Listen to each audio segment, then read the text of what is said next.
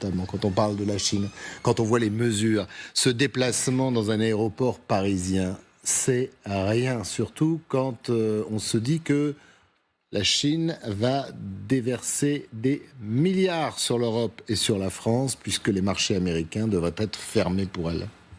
Alors, personne n'est obligé d'acheter. Donc, vous avez raison. Voilà.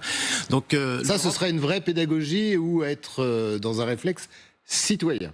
Pas seulement, je pensais aussi à l'Europe aussi, justement, dans ces négociations. Je pense qu'on est en train de vivre quelque chose qui révolutionne tout, exactement au même niveau, c'est ce que je dis à mes élèves, que quand j'ai vécu la chute du mur de Berlin, c'est-à-dire que des certitudes du passé... on est à ce point ? Pour moi, oui. Après, non, mais c'est très intéressant. Je le vois comme ça. C'est-à-dire vraiment le néolibéralisme, la mondialisation telle qu'elle s'était faite, avec ses énormes avantages et ses inconvénients, tout ça est remis en cause. Donc, les gouvernements ont petit à petit reculé, ont cédé leur pouvoir dans le but de cette mondialisation. Je rappelle qu'en 1986 encore, il y avait l'autorisation administrative de licenciement.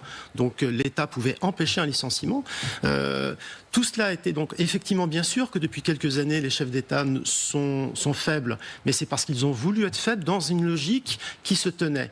Aujourd'hui, est-ce qu'on peut continuer dans cette voie-là ? Vous avez raison de dire que les syndicats aussi ne peuvent pas rester au dogme du passé, ne peuvent pas se contenter de dire... D'ailleurs, ils ont un problème dans leur logiciel, puisque pendant longtemps, c'était une forme de protectionnisme. Et que là, maintenant que Trump en fait un, on se rend compte que c'est pas si simple. Mais... ça me permet de rebondir sur ce que vous disiez, Madame Martichoux. Bien sûr que l'acier, dans la logique du passé, l'acier n'est pas rentable tel qu'il est en Europe. Mais si vous êtes dans une relocalisation, si vous êtes dans un système où on se retrouve avec des aires régionales, dont l'Europe, on aura besoin d'acier. Je rappelle quand même qu'une des industries françaises qui peut profiter des circonstances, c'est l'industrie de l'armement. C'est un peu cynique, mais c'est la réalité. Elle aura besoin d'acier, un acier de qualité. On ne pourra pas importer notre acier de la Chine. C'est pas possible. Donc, tout ça est en train de bouger. On a besoin d'un rôle de l'État, oui, effectivement, un rôle nouveau, renationalisé, ça ne peut plus être un dogme, bien évidemment. Mais bien évidemment que c'est possible, c'est une question de volonté. Par exemple, Arcelor, comment on nationalise ? Eh bien, on reprend, on fait un décret, une loi, techniquement. Ça coûte combien ? On a les moyens, par exemple, de nous, aujourd'hui ? Oui, mais...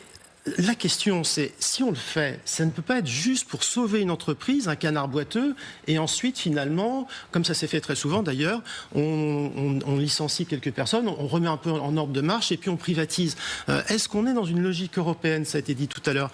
Est-ce qu'on cherche des synergies ? Est-ce qu'on cherche des nouveaux marchés ? Oui, l'État peut faire quelque chose, simplement. Je ne suis pas en train de dire que c'est simple, mais à mon avis, on doit être dans cette logique-là.